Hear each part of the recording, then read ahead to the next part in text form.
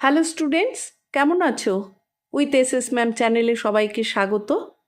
আজকে তোমাদের বাংলা পাঠ্য বইয়ের পথ চলতি গল্পের 1 থেকে 7 দাগের প্রশ্নের উত্তরগুলো করিয়ে দেওয়া হয়েছে।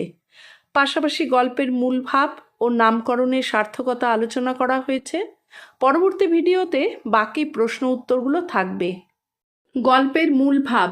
সুনীতি কুমার চট্টোপাধ্যায় রচিত পথ চলতি গল্পে কলকাতাগামী কালকা দেহরাদুন মেলে ভ্রমণের অভিজ্ঞতার মধ্যে দিয়ে লেখক বিভিন্ন মানুষের ভাষাগত বৈচিত্র্য, তাদের আচার ব্যবহার ও সংস্কৃতির যে যোগাযোগ আছে তা তুলে ধরেছেন।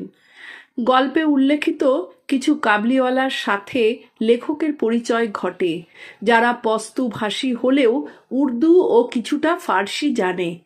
লেখক তাদের সঙ্গে ফার্সি ভাষায় কথা বলে মন জয় করেন এবং সেই কামরায় নিজের জায়গা করে নেন। পশতু সাহিত্য সম্পর্কে অভিজ্ঞতা অর্জন করেন।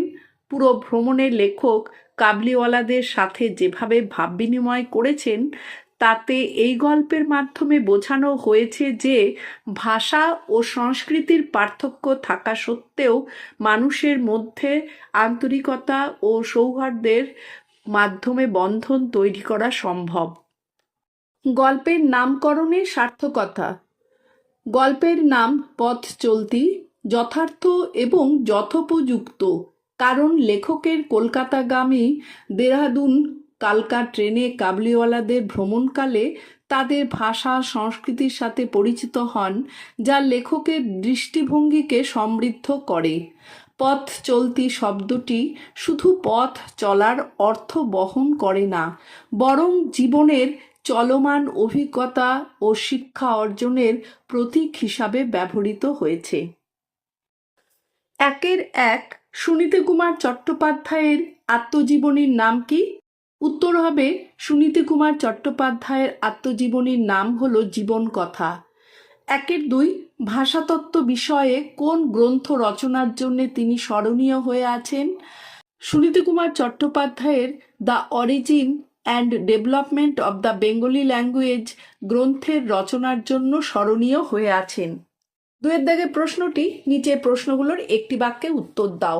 2 লেখকের কোন ট্রেন ধরার কথা ছিল? উত্তরে লিখবে লেখকের দেহরাদুন ট্রেন ধরার কথা ছিল। 2 একটা তৃতীয় শ্রেণীর বগির কাছে একেবারেই লোকের ভিড় নেই কেন? উত্তর হবে কারণ বগিটি কতকগুলো কাবলিওয়ালার দখলে ছিল, কেউ এলেই তারা তাকে ভাগিয়ে দিচ্ছিল। 2 পাঠানদের মাতৃভাষা কি? উত্তর হবে পাঠানদের মাতৃভাষা পশতু। 2 বৃদ্ধ পাঠানের ডেরা বাংলাদেশের কোথায় ছিল? বৃদ্ধ পাঠানের ডেরা বাংলাদেশের পড়ুয়াহালিতে ছিল। 2 খুশহাল খা খট্টক কে ছিলেন?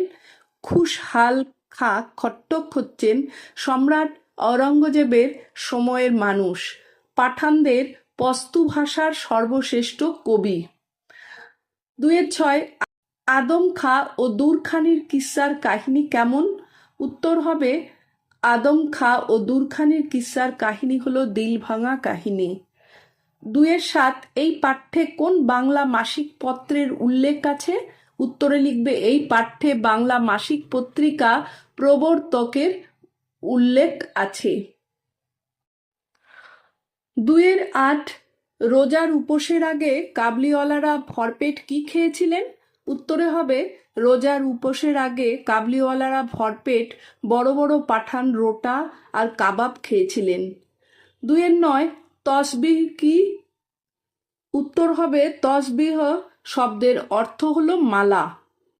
2 আরবি ভাষার ঈশ্বরের 99টি পবিত্র ও সুন্দর নামকে কি বলা হয়?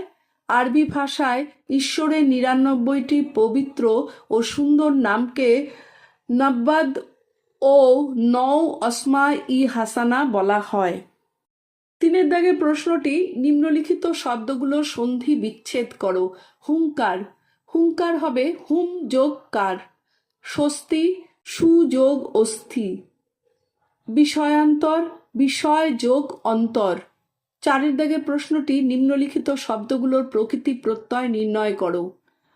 উত্তর হবে ফিরতির হবে ফির যোগতি, অভিজাত্য হবে অভিজাত যোগ অন্তস্থ জ, জবরদস্ত জবর যোগ দস্ত, নিবিষ্ট নিহ বিস যোগ ত, উৎসাহিত উৎ সহ যোগ ইহ যোগ ত। পাঁচের দাগে প্রশ্নটি ব্যাসবাক্য সহ সমাসের নাম লেখো।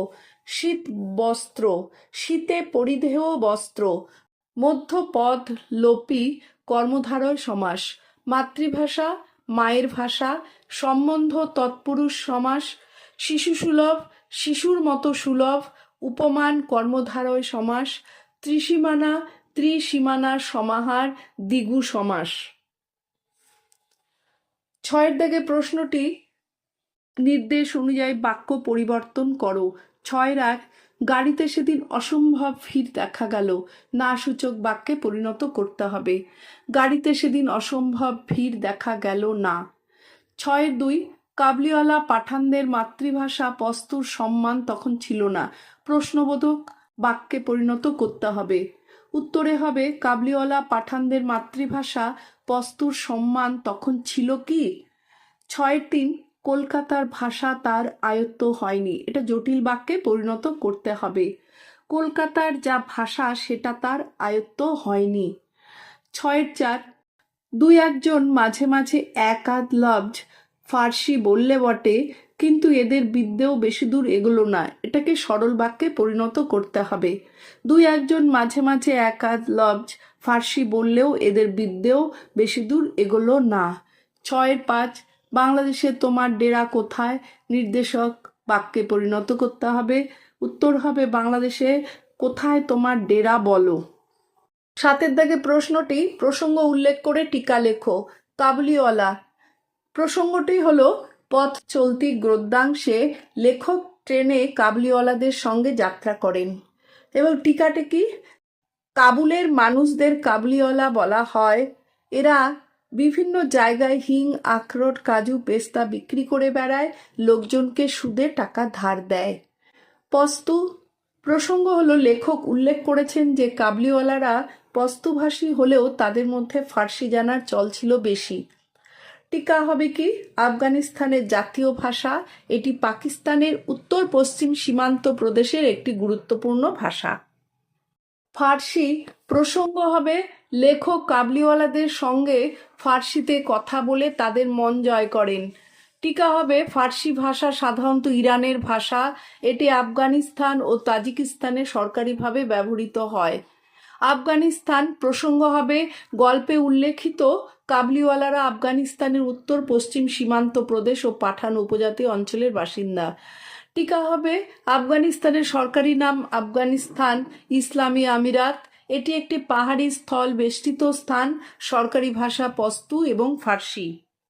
বরিশাল প্রসঙ্গ লেখক এক কাবুলিওয়ালার সঙ্গে কথা বলে জানতে পারেন তিনি বরিশালের পটুয়াখালীতে ব্যবসা করতেন। টিকা কি হবে, বরিশাল বাংলাদেশের দক্ষিণাঞ্চলের একটি প্রধান শহর, কীর্তনখোলা নদীর তীরে মোঘল আমলে স্থাপিত লবণচৌকি গির্দে বন্দরকে কেন্দ্র করে এই শহর গড়ে ওঠে। বরিশাল দেশের খাদ্যশস্য উৎপাদনে অন্যতম ভূমিকা পালন করে। গজল গজলের প্রসঙ্গ হবে কি, কথক এক কাবুলিওয়ালাকে খুশহাল খা খট্টকের গজল গাইতে বলেন। টিকা কি হবে, গজল উর্দু ফার্সি ও আরবি ভাষার এক বিশেষ সঙ্গীত ধারা, যেখানে প্রেম দুঃখ আধ্যাত্মিকতা ইত্যাদি বিষয় উঠে আসে। খুশহাল খা খট্টক পাঠানদের পস্তু ভাষার বিখ্যাত কবি ছিলেন, যার গজল এই গল্পে কাবুলিওয়ালারা শ্রদ্ধার সঙ্গে স্মরণ করে। উর্দু প্রসঙ্গ লেখক উর্দু ভাষার সঙ্গে পরিচিত ছিলেন এবং ভাষাটির ফার্সি ও আরবি শব্দভাণ্ডারের কারণে পস্তুভাষীদের কথাবার্তা খানিকটা বুঝতে পারছিলেন। টিকা উর্দু ভাষা ভারত ও পাকিস্তানে প্রচলিত একটি প্রধান ভাষা, যা ফার্সি আরবি ও তুর্কি ভাষার প্রভাব নিয়ে গঠিত। মোগল আমলে এটি ভারতবর্ষের রাজকীয় ভাষা ছিল। নামাজ প্রসঙ্গ সকালে লেখক দেখেন কিছু কাবুলিওয়ালা নামাজ পড়ছেন। টিকা কী হবে? নামাজ ইসলাম ধর্মের প্রধান উপাসনা পদ্ধতি, যা দিনে 5 বার আদায় করা হয়। এটি তাদের ধর্মীয় অনুশীলনের প্রতি নিষ্ঠার পরিচয় দেয়। আজ তাহলে এখানেই শেষ করছি।